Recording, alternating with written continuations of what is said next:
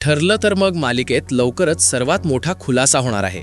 नुकत्याच प्रसारित झालेल्या भागात रविराज किल्लेदार नागराजला तो 2 दिवस घराबाहेर का होता याबद्दल जाब विचारताना दिसतात.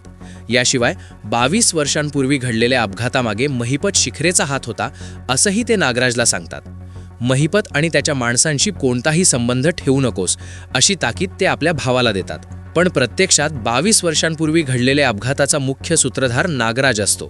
त्यानेच महिपतला आपल्या भावाला आणि प्रतिमाला जीवे मारण्याची सुपारी दिलेली असते. रविराजने बजावून सुद्धा नागराज पुन्हा रात्रीच्या वेळी घराबाहेर पडतो. आता येत्या भागात प्रतिमा त्याला यापुढे रात्री घराबाहेर जायचं असेल तर पुन्हा घरी येऊ नका असं सांगणार आहे. सुमनला सुद्धा नवऱ्याच्या वागण्याबद्दल हळूहळू शंका येत असते. या सगळ्या दरम्यान आता मालिकेच्या आगामी भागात एक मोठा खुलासा होणार आहे. घाबरलेली सुमन सायली अर्जुनकडे जाऊन पोहोचते. ती घाबरत घाबरत अर्जुनच्या ऑफिसमध्ये येते आणि म्हणते, सायली, मला तुम्हाला दोघांना काहीतरी सांगायचंय.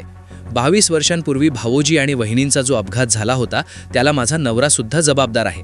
सुमनचा खुलासा ऐकून सायली अर्जुनच्या पायाखालची जमीन सरकते. सुमन पुढे बोलत असते, मी त्यांना महिपत बरोबर.